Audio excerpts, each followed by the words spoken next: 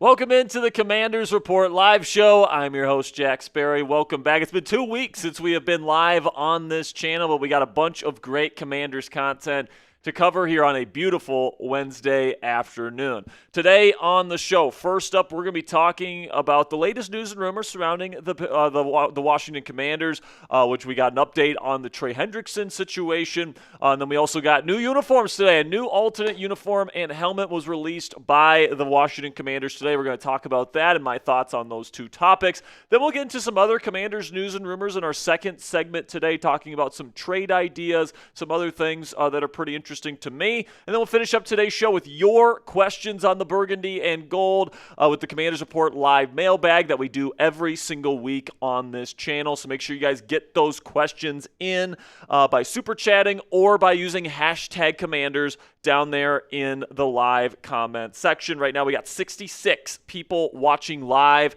right now, and you guys are just absolutely fantastic, getting the best questions every single week. So if you guys want to get a question on the show, all you have to do is get down there in the live chat room, use hashtag Commanders. You have to type that out, and then you put your question in after it. So for example, you put in hashtag Commanders, will Washington win the Super Bowl this year? And then I'll answer that question on today's mailbag, or you guys can super chat to get on the show as well. If you super chat, we will guarantee that your question gets on the show this afternoon. So if you guys want to get on the show, you guys can super chat any topic that you guys want. We greatly appreciate all of your guys' support. And today, the big news coming out of the Washington Commanders is that we got more uniform combos here for the Washington Commanders. They announced their brand new, quote-unquote, Super Bowl era alternate uniforms, where you're bringing back the old stripes on the pants, the burgundy pants, and then, of course, the stripes on the sleeves and the stripes on the helmet. You do have the Commanders logo where the old Redskins logo used to be, and this might be a little bit of a trial run for the Washington Commanders as they look to maybe go to this design full-time. The New York Jets did this a couple years back where they unveiled a retro 1980s style of jersey, and now that is their full-time uniforms. So watch out for this potential uniform to be the new full-time uniforms in the future for the Washington Commanders. That is if they look good on camera for the burgundy and gold this year. So how do you grade the new alternate uniforms and helmets? Let us know down there in the comments section. Give me an A, a B, a C, a D, or an F. Coop, we got this as our pinned comment here today. By the way, shout out to producer Coop. Joey is on vacation, so producer Coop, our Cowboys fan that is coming in here and playing a little villain today. Absolutely. What do you think as a Cowboys fan about them going to the old school jerseys here? Well, despite the Commanders only having 3 Super Bowls to the Cowboys 5, I do like these uniforms. They're clean. I think they're classic. I do wish they would just go back to the Redskins uniforms, though, or the helmets. Yeah, you want them to go back to the old logo Absolutely. and the old name. Don't think that's going to happen, especially with the Commanders looking like they're going to continue to keep winning under the Commanders moniker. I don't think it's going to make a whole lot of sense to move off of the team name if the team keeps winning. But I do think that the uniforms look pretty darn cool. I think it pays homage to the team's history, and it would not shock me at all if the fans really like these jerseys. They're going to be rolling them out on 3 games this year, Coop. So that is pretty extensive for an alternate jersey package. That lets me know that they are maybe trying it out as a potential full-time jersey. I also like the gold or the yellow face masks that they're bringing in. The other helmets have either black or burgundy, depending on the 2 other helmets that the Steelers or that the Commanders have at their disposal. But personally, I like the redesign. I would have loved a white helmet with like a burgundy W with like gold outline. That would have been damn cool. With a burgundy face mask or something, that would have been a really sweet helmet to bring out. But I like the old school look, and I think it gives them a lot of opportunities moving forward. So you think that these are going to be their permanents going forward? Maybe. I mean, if the fans they're going to be rolling them out on 3 games this year, 2 primetime games this year, or maybe 3 primetime games. Can't remember if the Denver game is on primetime this year, but. They are rolling these things out, and if the fan reaction to these things are really positive and they really like them, then I think that there is a chance that they could roll these out as the full-time uniforms moving forward, because it's not that much of a difference between their current full-time uniforms and the ones that they have now, this could very easily, this doesn't look like an alternate helmet, right? It looks like kind of your normal helmet. It's based on the old, every game design for the Washington Redskins. So I think that this is something where it's not just going to be a throwback alternate. I think that there's certainly a chance that this could be the full-time helmet for the Washington Commanders if the fans like it enough. Yeah, so those first 2 games are prime times, and then the Cowboy game's a new and on Christmas. Yeah. Oh, yeah. And that's on Christmas, right? So I guess that's prime time. So I guess it is. All of them are going to be in front of a national audience. Oh, yeah. So I guess they're going to do some testing on that, see what the fan reaction is to them. But I think there's definitely a chance that by the time we move into the new stadium in Washington, D.C., this could be the official every Sunday helmet for the Burgundy and Gold. Hopefully they get that stadium deal going and break some ground and get it moving, man. Yeah, we'll see what ends up happening. It sounds like President Trump might be willing to step in if Congress can't come to a deal. So I think one way or another that deal will get done. I think the Commanders need to be playing in Washington, D.C. But before we get into the content today, guys, I'm going to be talking more about the uniform stuff in our first segment today. But I do have some personal news that I want to share with you guys. A lot of you in the chat know my lovely former girlfriend, now fiance. Former girlfriend. You guys broke up? She's my ex-girlfriend now. She is now my fiance, Cassie Voth. We got engaged on Saturday, so if you guys want to congratulate Cassie and me in the chat, if you guys want, you absolutely can do that. I just wanted to let you guys know that is the ring that I ended up getting her. And then here's a picture of the proposal back in Minnesota. So thank you guys so much for all of your support. You guys know that I was away on vacation last week, and we finished it out with a great day, proposing and getting engaged and showing all of our families, and it was a really fantastic time. But I'm very, very grateful to be back here in studio with you guys. The first reaction when I saw this picture was, it is just so Sperry to be in a t-shirt and shorts. It's a sweatshirt. Oh, a sweatshirt. I'm wearing a hoodie, and I think that's what Cassie said, is that it was so us that I decided to propose when she was in her sweatpants and I was in a sweatshirt. That fits you like to a T. Yeah, absolutely. So I was able to surprise her. So if you guys want to congratulate Cassie, I know she's here in the chat, go ahead and do that. But before we get into thank you, Coop. Before we get into our first segment today, make sure you type those me's down there in the comments section. We got TB in here. We got Ginger Davis. We've got Dean Productions. We got Richard Barker. Type those me's if you guys have liked the show. We got over 100 people watching. 25 people have liked the show. I want to get to at least 30 likes before we get into our first segment, though. We got JD5 fan. Of course, Cassie is here. Got NFL Prods. We've got Van Jones, we've got King Hypno, got John Stoyev, we've got Ivanki E, we got Keith, we've got Dean, we've got Andrew, we got NFL Prods, we got a good crew of Commanders fans ready to talk some football today. So first up, Hendrickson update. It's not a good one. I'm just going to let you guys know. I'm going to, soften the blow for you guys. This is not good news on the Trey Hendrickson front today. But we did get new uniform news that we'll be discussing here at the top of today's show as well. Then we'll get into some new Commanders news and rumors as well. And then we'll finish up with your questions. Don't forget to get your Commanders questions down there in the live chat by using the hashtag CommandersIs. We greatly appreciate all of your guys' support.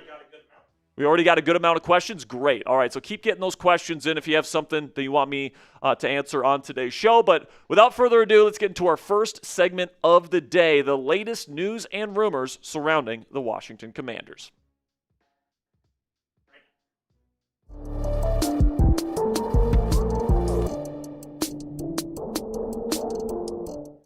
Is the dream for the Washington Commanders to land star pass rusher Trey Hendrickson in a trade officially dead? A new report seems to indicate that is the case. We'll cover that at the top of today's edition of the Commanders Report. And then the Commanders unveiled new alternate uniforms and helmets. I'm going to be breaking down why I love these jerseys, the future of these potential jerseys, making it into a full-time role here with the Washington Commanders, and then maybe a future alternate jersey concept that I would absolutely love to see for the burgundy and gold in the future. So get us started down there in the comments section. Type those HTTCs if you're pumped for the 2025 season to start. We cannot wait to get our preseason watch parties going, training camp coverage. It's all coming up here in just a few short weeks. Make sure you guys click that subscribe button for extensive Commanders coverage all throughout the 2025 season. Okay, so now let's get into the news of the day here, where the People's Insider Ricky on X says that Trey Hendrickson, star pass rusher for the Cincinnati Bengals, is eventually going to sign an extension with the Cincinnati Bengals at some point before the season. He doesn't know when he is going to sign, but there will be no trade. This is the report that Ricky had, the scoop that he had here. I believe it was yesterday. He says, 2 weeks ago, I heard the Bengals and Trey were still far apart. The Bengals give him a deadline in the spring to find a trade, but the team didn't like the offers. That deadline passed, and I doubt he'll be moved. He will be extended. No idea when. Very helpful tweet. Hashtag Who Day. And of course, Who Day is the Cincinnati Bengals moniker there. Now, to be fair, when it comes to Ricky, he's been right on a lot of things. He was right about Jalen Ramsey going to the Steelers, Aaron Rodgers going to the Steelers, a lot of different things he has been nails on this offseason. But his track record specifically on Trey Hendrickson in this entire saga has been a little bit spotty, okay? This is what he put out back in March 17th. The Bengals and Trey Hendrickson have been making significant progress on an extension, and an agreement on a new deal could come as early as next week. Again, this is back in March. Also, look for the Bengals to add Tevin Jenkins or Brandon Sheriff in the coming days. Hashtag Who Day, hashtag Rule the Jungle.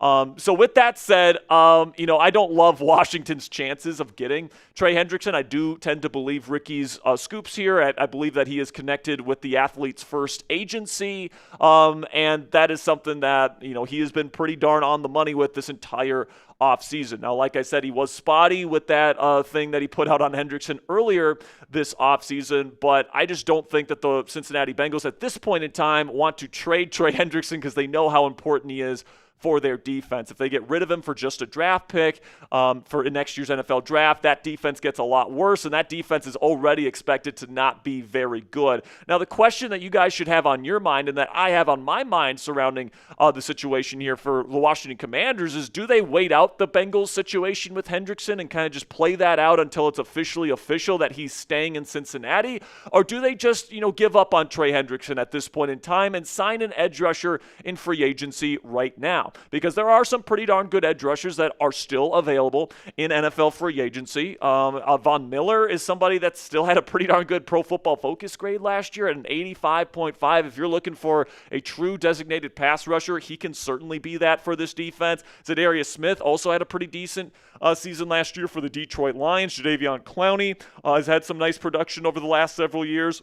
And then Matthew Judon and Preston Smith are some other veteran options that this team could consider if they want to bring in a veteran free agent to fill out the edge rusher room. But let me know what you guys think down there in the comment section. What would you do if you were Commanders GM Adam Peters? Type W if you would wait for Trey Hendrickson and still try to kick the tires trying to trade for him, or would you give up on trading for Trey Hendrickson at this point and just sign a free agent? Let me know what you guys think down there in the comment section for today's pin combo. And when YouTube throws an ad break here in just a second here, go down there in the comment section. Let me know if you would wait or if you would sign an edge rusher in free agency. And now let's have a little bit of a discussion here about our friends at Fanatics, where right now they have 50% off Commanders hoodies. This is what it looks like right now, guys. If you're looking for a very stylish Commanders hoodie to wear during Commanders game days this year and you want it 50% off, you can go chatsports.com/WAS hoodie. That's all one word, WAS hoodie. You can wear it during Commanders training camp, even though that might get a little bit hot. You can wear that during the colder months. It's absolutely a fantastic design, in my opinion. Mine is already on its way. If you guys want yours, you guys can get 50% off when you use our code today, chatsports.com/WAS hoodie. I'm going to put the link to that in the comments and description of today's show so you guys can get that 50% off your hoodie today. Again, that's chatsports.com/WAS hoodie to order yours today. So now today, the Washington Commanders finally unveiled their new alternate uniforms, and they're calling it the Super Bowl era alternate uniforms. They've got the uniforms with the stripes on the pants, the burgundy pants, and of course they've got the classic stripes on the helmets. Very similar to what the Washington Redskins had in their uniforms back in the day, and they are kind of paying homage to the old team here in Washington. You guys can see the helmet there with the yellow face mask now. You got that great stripe down the middle that is absolutely iconic. You got the big letters and the big names on the back. I really think that this is a clean kind of concept. It reminds me actually a lot of the New York Jets uniforms now, where they got the big letters, they've got clean colors, all these different things, and a really stylish helmet. And this year they're actually going to be having them wear it 3 times this year. This isn't just your normal one and done kind of alternate helmet, guys. They're going to be wearing these uniforms 3 times in front of national audiences this year. Okay, Sunday Night Football, both against the Seattle Seahawks and the Denver Broncos this year, and then they're going to be wearing them on Christmas Day versus the Dallas Cowboys as well. So the Washington Commanders, I think the reason why that they're going to be wearing them so much this year, and they're going to be wearing them in front of national audiences, because I think that I could see this being a potential long-term every week uniform and helmet for the Washington Commanders. I think that they want to, wear these uniforms in their kind of biggest audience games, because they want to see not only how the Commanders fans kind of react to this on Twitter and all these different stuff, and how the fans react to it, but also how the NFL reacts to it as well. I certainly see a future where this could be the long-term away jersey for the Washington Commanders, and then next year they could introduce the old burgundy jersey concept for the home games for the Washington Commanders moving forward. And it would also open the door for them to add another alternate helmet if they go away from their current every week uniforms, make these Super Bowl era ones the full times, and then you could maybe go to like an arrow design on the helmet and kind of pay homage to those former alternates that they used to wear here in Washington as well. I would love a future alternate like this, the true burgundy with the arrow on the helmet. I think that is an iconic look, and I think it would be a really sweet alternate look for the Washington Commanders moving forward. But no matter what they do, guys, I actually think that the modern day every week uniforms and even the black alternates that the Commanders wear are awesome. I think that it's one of the more underrated, uniform combos in the National Football League. I think it's right up there with teams like the Los Angeles Chargers, who have a lot of different jersey combinations. Really like the black ones for the nighttime primetime games as well. I think the Commanders have some really, really awesome jerseys, guys. And personally, I think they're one of the more underrated jersey packages in the National Football League today. So let me know what you guys think down there in the comments section. How would you grade the new alternate uniforms and helmets for the Washington Commanders this year? I know that they're very popular on Twitter today, so I'm guessing I'm going to see a lot of A's and B's down there in the comment section. But let me know your take down there in the comment section. And also let me know if you want to see these become the full-time, every week uniforms for the Washington Commanders. Now, that'll be it for today's edition of the Commanders Report by Chat Sports. Make sure you guys click that subscribe button, and also type in those real ones down there in the comment section if you made it to the end of today's program. Only the real ones make it to the end of the show, so make sure you guys click that subscribe button if you haven't already. And until next time, guys, hail to the Commanders. Coop, first segment in the books. We already talked about the jerseys, but unfortunately, if our friend Ricky is correct here, Trey Hendrickson isn't going to be going anywhere. Yeah, and my guess is they end up getting a deal done with him. I just feel like he's too important to the Bengals. Look, that Bengals defense stinks, and he's about the only good player on it. Yes. So I think they know they need him. Trey knows that the Bengals need him, and they'll end up getting a deal. You said this about a previous deal. I can't remember what it was, but when both sides are committed to getting a deal done, it usually gets done. I'm just not sure Trey is committed to getting the deal done. That's the question. Is Trey committed to getting a deal done? Because he has been very vocal about his disdain for the way that the Bengals have gone about this process. He feels very disrespected by the organization. And I think if there's any kind of quote-unquote star player that's left in this offseason that could get traded, I think it's him. Because maybe that relationship has just been severed to the point where he ends up demanding a trade out and says, I will not play this year for the Cincinnati Bengals. That is still on the table for me, but I do trust Ricky's scoopage here. I do believe his sources because he's been right more often than he's been wrong. So if I'm the Washington Commanders, I would be okay if they wanted to wait maybe a couple more weeks for a Trey Hendrickson deal and see if they could still trade for him. Do you think the Micah Parsons deal has an impact on Hendrickson's market? No, I don't think so. Hendrickson says he doesn't want top-of-market money. So I don't think it's the same thing as TJ Watt or Micah Parsons where they're going to get record-setting deals. I think that Trey wants like 37, 38, probably more than what Max Crosby got, but I don't think he's going to be asking for 40. And if you're the Commanders, you would give him that no hesitation. I would. You got Jaden Daniels on a rookie contract. You're trying to win now. The cap is super manipulatable.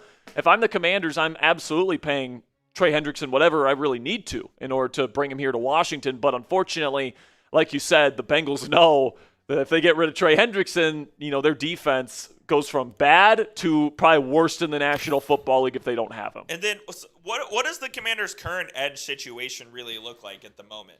It's not great. This kind of coaching staff and this scheme really relies on stunts and games and simulated pressure, so they don't value one-on-one edge rusher winners as much as some other teams do.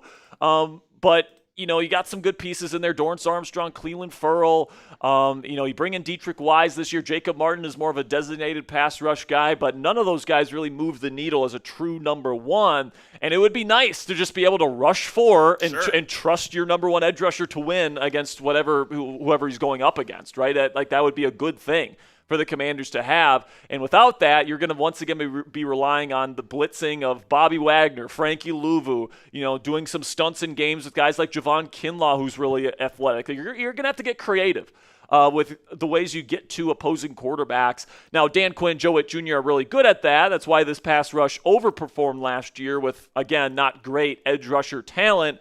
But at the end of the day, if Trey Hendrickson could make this defense go from pretty good this season to potentially like top 10 in the National Football League, that's how much of an impact he could have. Yeah, Dan Quinn and Joe Witt they're master defensive game planners, and they know exactly what they're doing. And getting Hendrickson, who's an elite edge in this league, would only help out this defense. By the way, I don't want to see him go, but if I'm an NFL team, Joe Witt Jr. is on my kind of watch list for potential head coaching his in the future. You think so? I love the way he talks. I think he reminds me a lot of Mike Tomlin from the Pittsburgh Steelers. Okay. The way he talks and his mentality. Like, he is all business, and I love the way that he, crafts a defense to fit the strengths of it. Like, he does a really good job. He really does. And I think that he's a really great leader. He's paid his dues in the National Football League. I don't want to see him leave Washington, so as long as the NFL wants to keep sleeping on him, please go ahead, NFL. But does Quinn call the plays or Witt?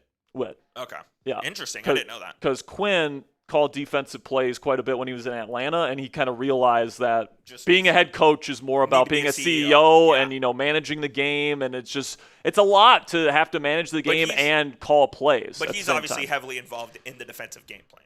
Yeah, absolutely. Yeah. He and Witt meet every single week, and Witt does a good job deploying the defensive scheme, calling the right plays at the right time, dialing up pressure when it's needed, and he trusts him intrinsically, and I completely agree with his judgment on that. All right, man, so let's get into our next segment here. Make sure you guys get those questions in as well. We are one segment away from our live mailbag here on the show. So if you have a question, you haven't put it in yet, #Commanders to get a question on the show for free. But without further ado, let's get into our next segment here, the latest news and rumors surrounding the Washington Commanders.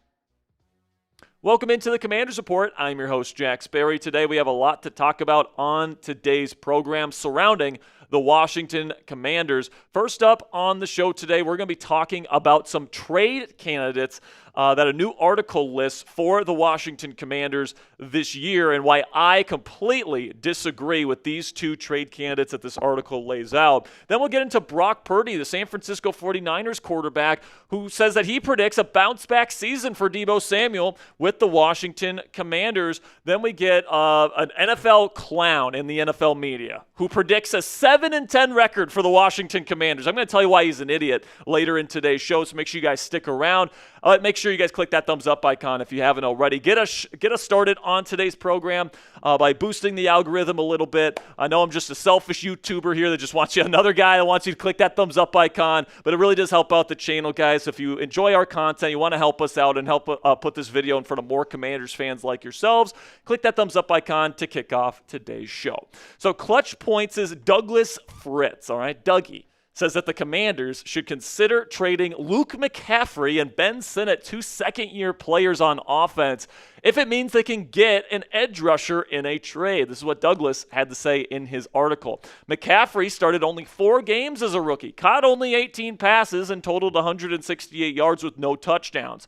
He wasn't invisible, but even with a weaker wide receiver room, he didn't make an impact. This year, the Commanders are stronger at the position. The question is whether McCaffrey could bring in enough value to help at another position. The Commanders desperately need a reinforcement at the edge rusher position. Now, personally, guys, I'm not too interested in shopping Luke McCaffrey, okay? He was really valuable in special teams last year as a kick return man, did a really good job with that. And then the reports out of OTAs and minicamp this year is that he was flying all over the place with the first-team offense. Remember, Noah Brown went down with an injury. Terry McLaurin wasn't there. Luke got a lot of opportunities with the first-team offense, and he was flying around out there making plays all over the place. Hopefully he's going to be able to come in here in year 2 and really show himself as one of the bright young players in this offense. So personally, I'm not too interested in letting him go. And then Douglas said this about potentially dealing Benjamin Sinnott. Says the Commanders got next to nothing from Sinnott in 2024. He totaled 5 catches for 28 yards with 2 games started last season. So listen, man, rookie tight ends rarely are day one impacts in the National Football League. Like the Sam Laportas of the world, the Brock Bowerses of the world, they are very, very rare. Usually it takes at least 2, sometimes 3 years before a tight end really comes into their own, because there's a lot of different responsibilities and there's a lot of different things that you have to be able to do well as a tight end to be able to be effective at the National Football League level. You got to be very savvy. You got to be highly intelligent. Obviously, you have to be in tip-top physical shape. You have to have super high football IQ. Like, being a high-end tight end is one of the toughest jobs in the National Football League today, and one of the toughest jobs in all of sports, in my opinion. And here's the thing, guys. Sinnott's going to have every chance to be tight end 1 in 2026. Again, Zach Ertz is back on a short-term deal. Sinnott's going to probably be injected into the offensive game plan a little bit more this year than he was last year. He's already talked about at OTAs how he already feels a lot more comfortable heading into year 2 versus where he was in year 1. And I do think he's going to get a bit more workload this year. And if he shows out a little bit, I do think that they may move off of Zach Ertz as this team's number 1 tight end and go to Sinnott for the future of the position, because he's a great route runner, got really quick feet for the position. He's a tough rusher after the catch as well, so that's going to be a value that he brings to this team as well. And personally, I'm excited to see what he's going to be able to do this year as this team's number 2 receiving tight end. Of course, you've got John Bates as your blocker, and you've got Zach Ertz as your possession type guy. But Ben Sinnott is somebody that I think could get some manufactured touches this year. He's not going to be on the field all the time, and he's going to have to earn everything that he gets in this offense. But I'm personally pretty darn excited to see what Ben Sinnott in year 2 is going to be able to do, because he does have the physical skill set to be a future starter in this league. So what say you guys? Let me know down there in the comments section. Would you trade Luke McCaffrey or Ben Sinnott to get a top edge rusher in a trade? Let me know yes or no down there in the comment section for today's pinned question. YouTube's going to throw you an ad break here in just a couple of seconds, and when that happens, take advantage of that time by giving me a yes or a no down there in the comments. So now San Francisco 49ers quarterback and Deebo Samuel's former teammate there with the Niners, Brock Purdy, says that he thinks Deebo will have a bounce-back season right here with the Washington Commanders. This is what Brock had to say about his former teammate. I love Deebo. Day one, he's always had my back and believed in me when I got in. Deebo was nothing but great to me, building me up and giving me confidence. I hope he goes to Washington and kills it and does great. Anytime you get Deebo the ball, man, you never know what can happen. People see things online, but they don't know it's probably walkthroughs or half-speed drills, talking about all the people making fun of Deebo's drills this year. I know when the season comes rolling around, Deebo's going to have a chip on his shoulder this year for sure, but he's going to be just fine. And I completely agree with Brock Purdy on this issue here of Deebo Samuel. I think that what he does well, he does at an elite level, okay? And, he's got his limitations. He's not a route-running savant. He's not the fastest guy in the world. He's not going to be like a 4.3 speed guy that takes the top off of defense. But what he does at a really high level. And Cliff Kingsbury, I think, understands what he does well, and he's going to use him to really be a weapon in this Commanders offense. The thing that he does well, 4 things. He runs after the catch. He run blocks. He's great in these in-breaking routes like slants and drift routes and digs. And then he's very versatile in terms of where you can line him up. You can line him up in the sniffer. You can line him up in multiple running back sets. He can just be a true halfback if you want him out back there. You can be a slot receiver. He can be an outside receiver. He can really put him anywhere in the offensive formation. Now, I want to talk a little bit specifically about his run after the catch ability. Okay, here's a tweet from Warren Sharp detailing how even last year, okay, apparently Deebo was fat and out of shape and terrible last year for the San Francisco 49ers, if you believe NFL Twitter, but even last year, he led the NFL in yak per reception. So that's yards after the catch per catch last year with 8.3 yards after the catch per reception. That was number one out of 64 eligible wide receivers in the NFL last year. So Deebo, in my opinion, is the perfect complement to Terry McLaurin because Terry McLaurin in this offense is your alpha true number one. He can run every route in the book. He's a great deep threat. He's got great ball skills. He does everything that you want out of your number one wide receiver. And then to complement that, you have an elite underneath type of receiver in Deebo Samuel that can run those secondary type of routes like slants and digs that Jaden Daniels can get to on the backside of concepts. You can throw him a quick screen, and he's going to be able to pick up a lot of yards after the catch. You're going to be able to throw screens to other players, and Deebo's going to block his ass off. You can put him in the backfield and use him as a running back. There's so many different ways that you can use Deebo Samuel as a gadget-type Swiss Army knife type of player where he's not going to be asked to do traditional wide receiver stuff. So even if he's not the best route runner, even if he isn't the fastest guy in the world, even if he is a little bit bigger and maybe quote-unquote fatter than some of the other receivers in the league, the things that he does at an extremely high level, and I believe in a guy like Cliff Kingsbury to use him in the right way. Now, coming up here on the Commanders Report, Adam Rank from NFL Network has a terrible record prediction for the Washington Commanders. I'm going to rip him a new one here in just a second, but before we get into that, if you didn't at the beginning of today's show, here's a reminder to click that thumbs up icon if you're having a good time, if you appreciate the content that we give to you guys for free on this channel. Help us out here, guys, by clicking that thumbs up icon and boosting that algorithm today. Okay, so now let's get into Adam Rank, who is just famous for his terrible record predictions. I think NFL Network puts him out there because people know just how bad some of these record predictions from him have been in the past. And he has the Washington Commanders with a 7-10 record this year after all the moves that they made in the offseason, after going 12-5 and making the NFC Championship game with a rookie quarterback last year. He thinks the Commanders will win not one, not two, but 5 less games this season. This is how he thinks the Commanders' schedule will play out. He does have them beating the G-Men in week 1, but then 3 straight losses, including to Las Vegas, one of the worst defenses in the league, and Michael frickin' Penix Jr. in week 4 in Atlanta. Then you get a win against the Chargers. I actually think that's a game they probably lose. And then you go 3 straight losses versus the Bears, Cowboys, and Kansas City Chiefs. He does have them getting 4 straight wins after this, though, with Seattle, the Lions, Miami in Spain, the bye week, and then getting a win versus the Denver Broncos. But then after that, losing 4 out of the last 5, losing to Minnesota, New York, Dallas, and Philly to end the season. So Rank's record prediction for the Washington Commanders this year is 7-10. That is the official picture from the NFL Network stream yesterday, and it's an absolute fucking joke, guys. It's just this team last year had no secondary, a way worse offensive line, and a first-year quarterback in Jaden Daniels, who was great, and he carried this team, but he's going to be even better this year because not only does he not have any injury issues coming into the year, but he's more comfortable in Cliff Kingsbury's system, and he's got Laramie Tunsil, he's got Deebo Samuel, all right, he's got Ben Sinnott on another year, Luke McCaffrey on another year, all right. I really, really like this team this year, guys. So let's just throw Adam Rank's, record prediction in the trash here, and let's go over my updated 2025 record prediction for the Washington Commanders, because this one's going to be more worth your time.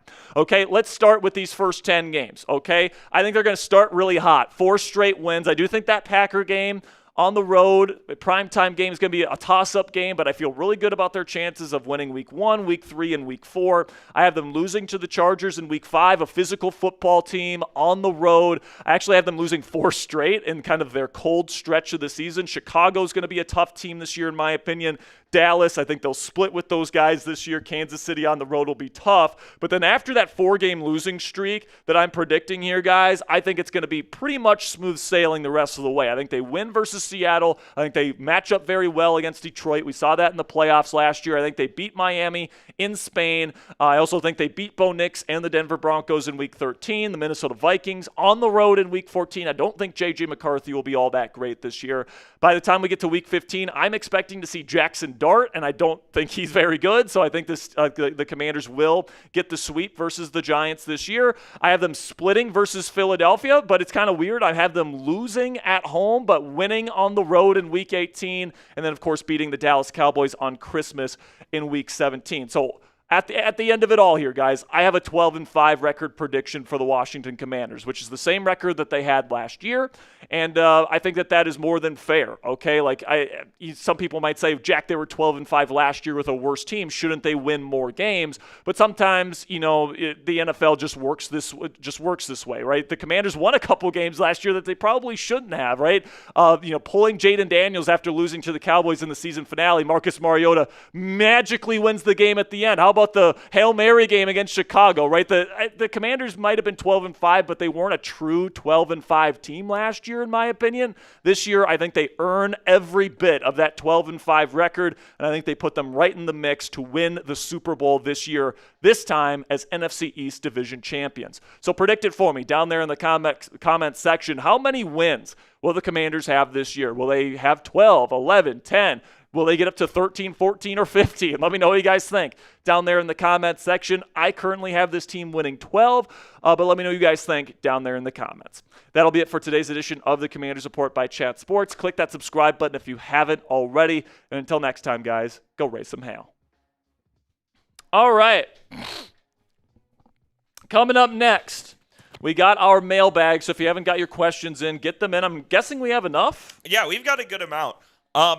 As a Commanders hater, which I am because I'm a Cowboys fan. Yes, you think Dak Prescott is a better rusher than Jaden Daniels? No, he's a better QB than Jaden Daniels. Well, you said last year that he's a better rusher than Jaden Daniels. Maybe he was. No, he wasn't. Information can change. He has been a true pocket passer for multiple seasons. And he's better than Jaden, but that's neither here nor there. He is not better than Jaden. This record prediction from Mr. Rank is a joke. Yes. I think the Commanders are going to regress this year, but to say they're going to go 7-10, there must be something like, I don't know if the Commanders gave him. That's not close to the playoffs. I don't even know if the Commanders must have denied him access or something where he just wants to shit on them. Or he's the LeVar Ball of NFL media and he's just rage baiting Commanders fans. Which, by the way, it worked. Mission accomplished. We're pissed off, but yeah, he's had some really bad record predictions in the past. So he's known for this. Yeah, I think he predicted the Commanders would win 3 games last year. They ended up winning 12. It's just I don't know, man. He's a Bears fan. He predicted the Bears to win 11 games this year, which I don't know. And also, the game that he predicted them to win, that Chargers game, is one I could see them losing. Yeah, absolutely. That's one of my 5 losses, and apparently we're going to lose to the Raiders at home. The Raiders are a joke. Yeah, we're going to lose to the Raiders at home, but we're going to lose to the Chargers, which might be one of the best teams in football this year on the road. Who are the Raiders going We're going to win to those. We're going to beat those guys. Who are the Raiders on defense going to have to defend Terry and Deebo? I mean, they got Jeremy Chin. Congratulations on having Jeremy Chin, but they have one of the worst secondaries in the league. Jaden Daniels is going to make that team his bitch this year. I love Jaden, and I think he's going to be really good. You don't love him. You think Dak's better than him. Well, Dak is better. No, he's not. Did Jaden Daniels finish second MVP voting? No. Oh, okay, Dak did 2 years ago. Well, Dak was terrible last year, so. He got hurt as well. Let's see what that was before he got hurt. Let's see what happens. He was terrible before he got injured. And now let's see what happens when he's healthy. Dak Prescott is the 3rd best quarterback in the NFC East. Oh, that's just – stop it. No, it's true. You don't believe that. Jalen Hurts and Dak are close, but Jaden's number 1. You don't believe You're that. telling me if you're starting an NFL team today, you'd rather have Dak Prescott on your team for one season than Jaden Daniels this year? For one season, yeah, absolutely. There's just no way you believe that. There's Also, no way. You don't believe Hurts is better than him either. How many NFC Championship games has Dak been to? It's a team game. There's 53 people on the Yeah, roster. exactly. And the Commanders' team was terrible, and Jaden still carried them to the Commanders' NFC team was Championship. terrible. Yes. They won 12 games. Yeah, they had no O-line. They had Benjamin St. Toast as their number one corner for most of the season. And they then they still traded made for the Marshawn NFC Championship Lattimore. game because And then they Jaden's traded for amazing. Lattimore. Name one time Dak Prescott has carried a team to anything. Well, He has needed great run games and good defenses, at least, to make the playoffs. Well, that's and usually even what- despite that, he loses in the playoffs. That's usually what wins Super Bowls. What? Great Good. defense and run game. Yeah, but Jaden didn't really have that. And he still made it to the NFC Championship game as a rookie. And then what happened? Then they lost in the NFC Championship game. But hey, that's still Dak's never lost in an NFC Championship game because he's never been the one. Second place is first loser. Yeah, that's fair enough. I'm just saying that's further than Dak's ever gone. And Dak So he always beats the Commanders. So he can shove his second place in MVP voting up his ass. Can he? He's not as good as Jaden Daniels. Oh, one game or you die. You're telling me you're taking Jaden over Dak? Yes, he was the most clutch quarterback in the league last year. No chance. Number one. One game or you die. You are taking Jaden over Dak. Yes. I think You're trusting the guy that can't get it done in the postseason over the guy that carried a team to multiple playoff victories last year, including one against the number one seed on the road? Yeah, give me Dak. No. Give me Jaden. He might be top 5 already. I'm not joking. Don't worry, we'll find out. Yeah, we'll find out this year, worry. 100%. worry. I predict that the Commanders and Cowboys will split this year, but I really hope they sweep them. If there's a sweep, it's the Cowboys. No, it's not. Just Absolutely. Stop it. That's a fact. F. Coop in the chat. He's just trying to rile me up here right now. You guys haven't won a Super Bowl since 1991. When was last? You get a lot of confidence. Yeah, that's true. We'll see who wins the next one, buddy. We'll see. Have fun in third place for the next 20 years while Jaden's playing at the top. The Cowboys will finish above the Commanders this year. No, they won't. You want to bet on it? Yes. What do you want to what $5 bet? We'll bet $5. All right, we have video evidence. All right, so we don't even have to shake on it because we have video evidence of this bet. $5. The Commanders will be ahead of the Cowboys. The Cowboys will finish 10 with Brian fucking Schottenheimer as their head coach and no run game. Cowboys are going to finish 10-7. Trayvon Diggs might not play this year. DeMarvion Overshown will not play this year. They're both playing. When is Overshown going to be ready? I think after week 4. Okay, well, I hope he's okay. He is because he had a good season last year. The Cowboys will finish 10-7. The Commanders will finish 9-8.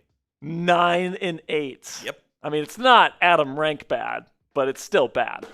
Just wait and see. All right, let's get into our mailbag here, guys. F. Coop in the chat if you think he's being slanderous to the Washington Commanders. I'll remember, don't worry. Yeah, Coop will remember the bet. $5. Commanders will be ahead of the Cowboys this year. Just take that to the bank. George Pickens will be in prison. Dak Prescott will not be good.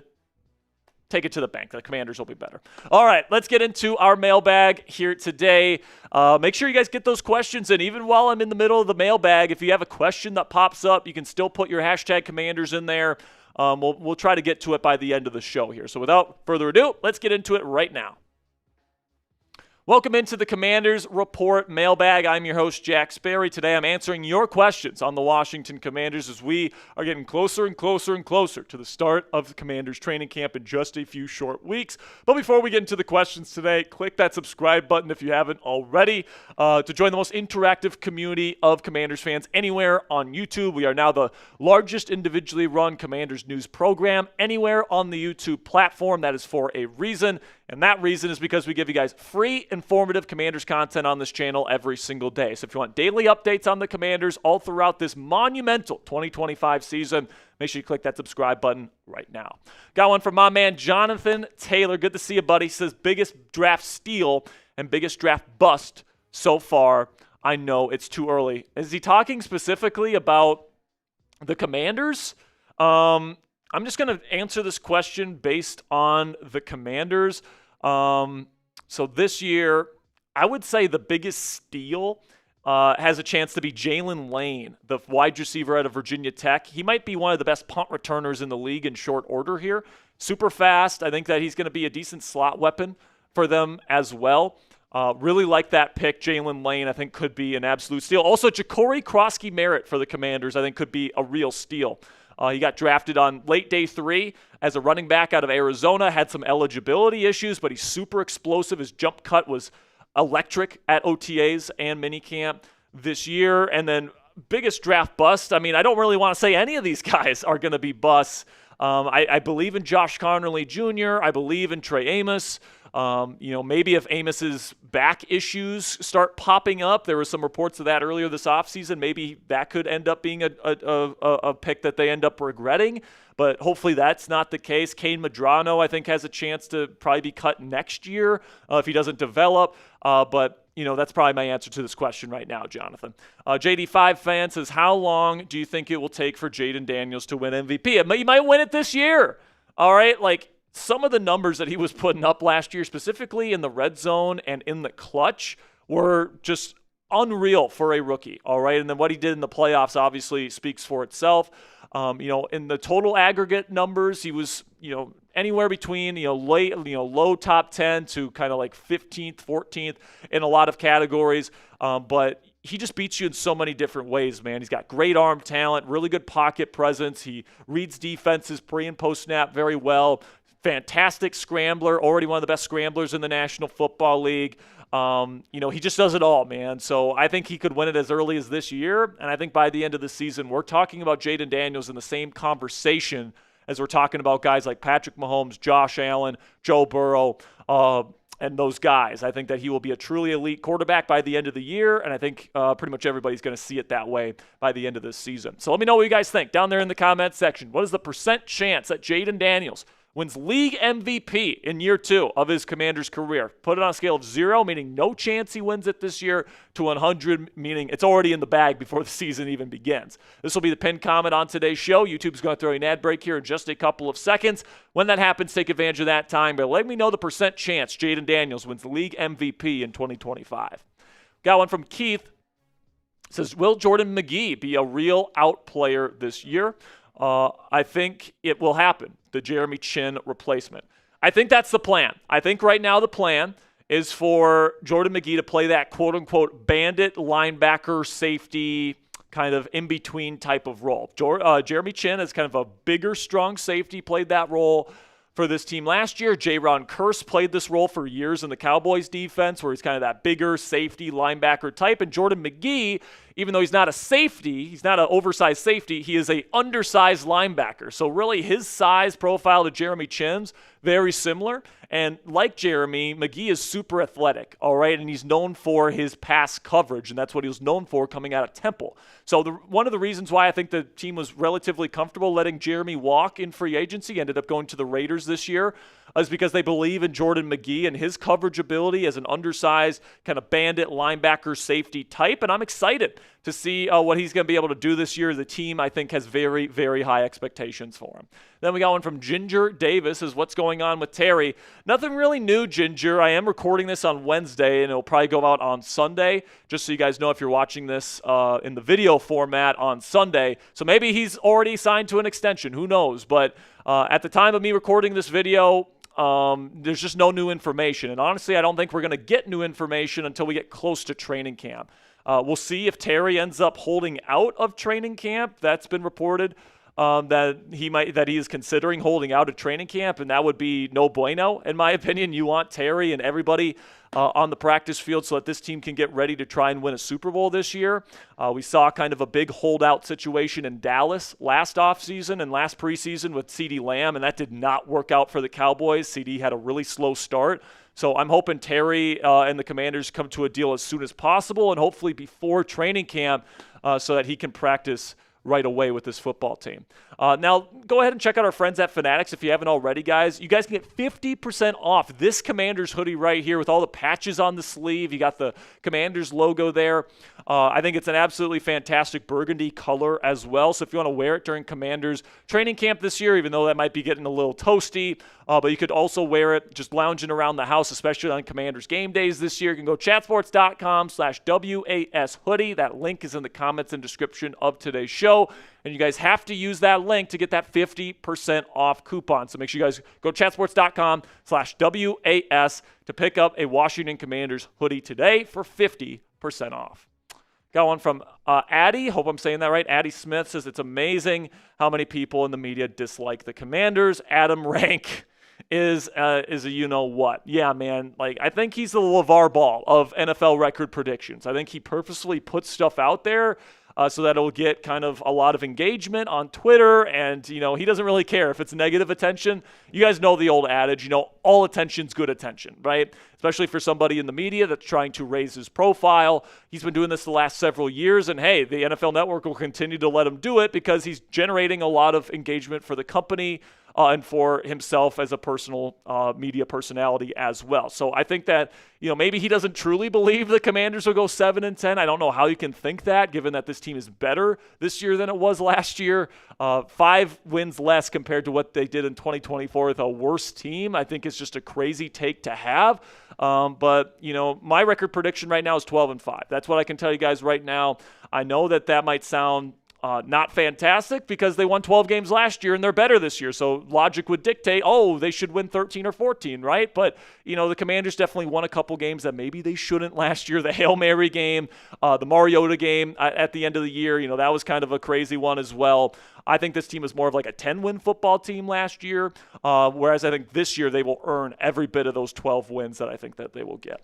Then we got John coming in with one here. Says, do you believe Marshawn Lattimore will make a difference this season? Yes, I am a Marshawn Lattimore believer. Now, I have a healthy level of pessimism for him as well because I understand that he can't stay healthy, and I understand that he didn't play all that well last year when he was trying to fight through that hamstring injury. But I can tell you he was flying around at Commanders OTAs minicamp this year. I can tell you that the team really believes in him. And when Marshawn Lattimore's healthy and he's on the field, like, he is still one of the best corners in the National Football League, in my opinion. So plays the position super physically as well. Dan Quinn loves that shit. So I'm loving what I'm seeing from Marshawn Lattimore, and I'm excited to see him play for this team this year. Got a couple more questions to get to here in just a second, but if you haven't already, click that thumbs up icon if you're a real one and you want to help out our channel today. We provide this content for you guys for free on this channel every single day. So if you appreciate the efforts that we give to you guys and you're having a good time on today's mailbag, click that thumbs up icon if you haven't already. Then we got one from Ty. Says, do you see the Jalen Lane starting for the offense this year? Not a full-time starter, all right? I don't think he's going to be a full-time starter this year. I think they're going to start with, obviously, Terry at number 1. Deebo's going to be kind of your gadget guy that you're moving all over the formation. And then you've got a rotation of guys in that third spot. If you're going to be putting Deebo outside, I think Jalen Lane has a good chance to be playing in the slot. If you're going to put Deebo in the slot, I think Noah Brown plays outside. Sometimes they're going to be putting Terry in the slot, and you got Deebo and Noah Brown on the outside. I think Noah will be your true number 3 receiver, and I could see guys like Luke McCaffrey, Jalen Lane, etc., get some rotation work in there, but Lane probably won't be a full-time starter to start. He's going to have to earn his stripes. I think his job in year 1, Ty, is mostly going to be punt return, and I think that he's going to do that very well. And I think that he's going to be somebody that's going to have a chance to prove himself in years to come as a potential slot weapon. Then we got one from Big E. Says, people going to understand why that signed Javon Kinlaw, Wise, and Big Eddie Goldman. They are gap sound run fit.